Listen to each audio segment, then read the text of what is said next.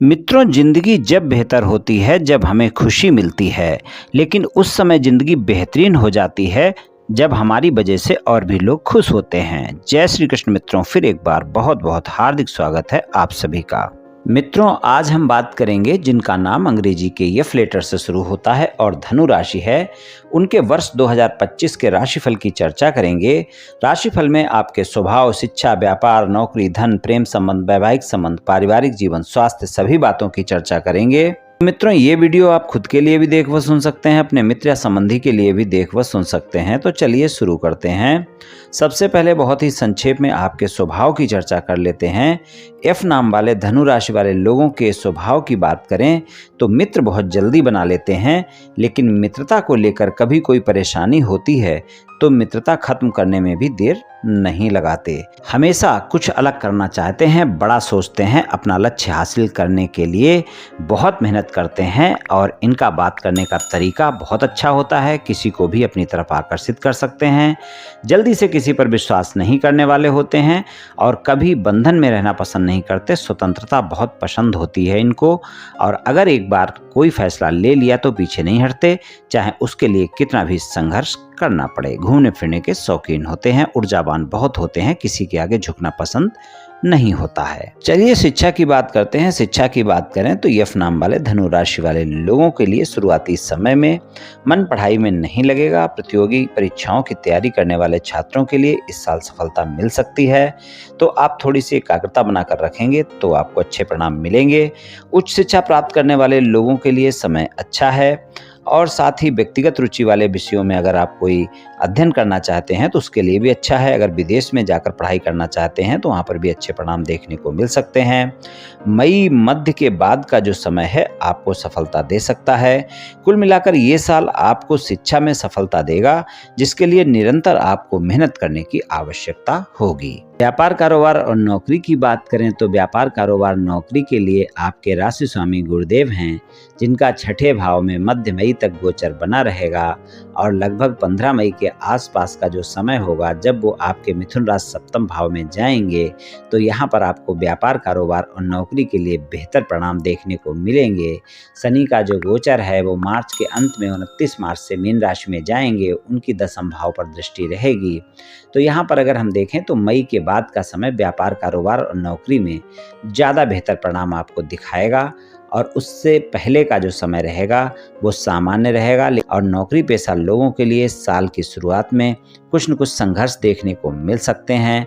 दसम भाव में केतु भी रहेंगे और ये भी 18 मई तक के समय में रहेंगे, तो आपको अपने कार्य क्षेत्र में किसी से भी कोई बात विवाद करने से बचना है। अपने काम पर ध्यान केंद्रित करना है, इस बात का ध्यान रखकर चलना है और अपने कामों पर पूरा ध्यान देना जरूरी रहेगा।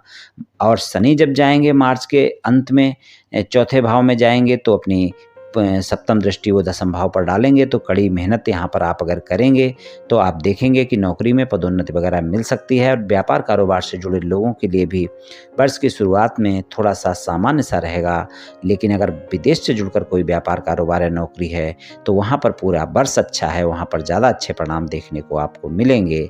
और सामान्य के लिए मई के बाद का समय ज़्यादा बेहतर है। मई तक का समय आपको सामान्य परिणाम दिखाएगा व्यापार, कारोबार और नौकरी में।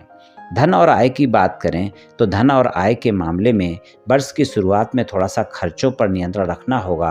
धन भाव के स्वामी शनि हैं, जिनका तीसरे भाव में गोचर होगा। ज़्यादा मेहनत करने के बाद ही आपको अच्छे परिणाम मिल पाएंगे। और छठे भाव में गुरुदेव रहेंगे, जो कि आपके राशि स्वामी हैं, जो कि मध्य मई तक रहेंगे यहाँ पर, और वो 15 मई के आसपास जो है सप्तम भाव में जाएंगे, मिथुन राशि में जाएंगे। तो यहाँ पर आपको 15 मई तक के समय में खर्चों पर नियंत्रण रखना बहुत आवश्यक होगा। इस बात का ध्यान रखकर आपको चलना होगा। और मई के बाद का समय आपको धन और आय के मामले में बेहतर होगा, वहां पर आपको अच्छे परिणाम देखने को मिलेंगे। प्रेम संबंध की बात करें तो एफ नाम वाले धनु राशि वाले लोगों के लिए साल की शुरुआत में थोड़ा सा अपने साथी के साथ किसी भी तरह की बहस ना हो, इस बात का ध्यान रखकर चलना है। और ये भी बात आप याद रखें कि शनि का गोचर जो है तीसरे भाव में रहेगा, मार्च के अंत तक रहेंगे, 29 मार्च को राशि परिवर्तन करेंगे, तो तीसरी दृष्टि पंचम भाव पर बनी रहेगी। तो रिश्तों में ईमानदारी बहुत जरूरी होगी, इस बात का ध्यान रखकर आपको चलना होगा। अपने रिश्ते को बनाए रखने के लिए आपने साथी पर भरोसा भी जरूरी करना होगा। अगर आप अपने साथी की उपेक्षा करते हैं तो रिश्ते खराब हो सकते हैं, इस बात का भी ध्यान रखकर चलना होगा। मई मध्य से आपके साथी के साथ आपका विश्वास मजबूत होगा। आप अपने प्रेमी प्रेमिका से संबंध भी मजबूत करेंगे और अगर प्रेम संबंध पहले से हैं तो अपने प्रेम संबंधों को विवाह संबंधों में बदलने की बात भी कर सकते हैं और आपका साथी भी आपको प्रस्ताव दे सकता है कि प्रेम संबंधों को विवाह संबंधों में बदलने के लिए। तो यहाँ पर अगर देखें, आप देखेंगे कुछ लोगों को ऐसे परिणाम मिलेंगे जो कि प्रेम संबंध जिनके पहले से हैं उनके संबंध विवाह संबंध में बदलेंगे भी और कुछ लोगों की शादी भी हो सकती है प्रेम संबंध में जो हैं उनकी। और वैवाहिक संबंधों की बात करें तो वैवाहिक संबंधों के लिए वर्ष की शुरुआत कुछ थोड़ा सा अप एंड डाउन दिखाएगी। आप दोनों के बीच मतभेद हो सकते हैं, इसलिए वाद विवाद ना होने दें, इस बात का ध्यान रखकर चलें। अपने साथी को, अगर आपके साथी को कोई स्वास्थ्य समस्या है तो उसका भी ध्यान रखकर चलने की आवश्यकता है, इस बात का भी ध्यान रखना होगा। और अगर आपके साथी को कोई समस्या होती है स्वास्थ्य के मामले में तो कोताही ना बरतें। मध्य मई से बृहस्पति सप्तम भाव में आ जाएंगे तो स्थितियां अच्छी हो जाएंगी। आपको अपने जीवन साथी से सहयोग भी मिलेगा और उनका आपके कार्यों में भी सहायता करेंगे वो, अगर आपके साथ कार्यों में हैं, और आपके साथ उनके संबंध भी अच्छे होंगे और आपको लगेगा कि जीवन साथी वाकई आपके लिए कुछ खास है और आप अपने जीवन साथी के साथ कोई न कोई यात्रा भी कर सकते हैं और वहाँ पर आप देखेंगे कि रिश्तों में और भी मजबूती देखने को मिलेगी। अगर वैवाहिक संबंधों में कोई ज़्यादा वाद विवाद हैं, उनको आप हल करना चाहते हैं तो उसके लिए मई के बाद का समय ज़्यादा बेहतर है। आप प्रयास करें, आपको सफलता मिल सकती है। पारिवारिक जीवन की बात करें तो पारिवारिक जीवन के लिए मिला जुला सा वर्ष रहेगा। वर्ष की शुरुआत में चौथे भाव में राहु रहेंगे और दसम भाव में केतु रहेंगे। आपको पारिवारिक जीवन में अप एंड डाउन देखने को मिल सकते हैं। गुरुदेव भी छठे भाव में होंगे मध्य मई तक के समय में, तो इस बात का ध्यान रखकर चलना होगा। आपको अपने माता पिता के साथ अच्छे संबंध रखने होंगे और अगर आपके माता को या पिता को कुछ स्वास्थ्य में समस्याएं चल रही हैं तो उनका भी थोड़ा सा ध्यान रखकर चलना होगा। और 18 मई से राहु का गोचर तीसरे भाव में होगा। केतु जो है नवम भाव में जाएंगे, आपके भाग्य भाव में जाएंगे, तो वहाँ पर शनि भी चौथे भाव में होंगे। तो आपको पारिवारिक सदस्यों से कोई भी गलतफहमी ना हो, इस बात का ध्यान रखकर चलें। और 18 मई से इस बात का ध्यान रखना है और 18 मई के बाद का सारा समय इस बात का ध्यान रखना जरूरी होगा कि आपके परिवार के सदस्यों के साथ अगर किसी भी तरह कोई गलतफहमी होती है तो उसको आप जल्दी से जल्दी दूर करें, वरना वो छोटी छोटी बातें बड़ी हो सकती हैं। स्वास्थ्य के मामले में ये साल अप एंड डाउन दिखा सकता है। साल की शुरुआत में गुरुदेव छठे भाव में रहेंगे जो कि आपके राशि स्वामी भी हैं। पेट से संबंधित अगर किसी भी तरह की कोई स्वास्थ्य समस्याएं हैं तो उनका आपको ध्यान रखकर चलना होगा। चौथे भाव में राहु होंगे, केतु 10वें भाव में रहेंगे, तो यहाँ पर स्वास्थ्य का आपको ध्यान रखना आवश्यक होगा। अगर स्वास्थ्य में कोई समस्या चल रही है तो इस बात का ज़्यादा ध्यान रखना होगा। और पेट से संबंधित है या फिर चेस्ट से संबंधित है तो उसका ध्यान रखना ज़्यादा जरूरी होगा।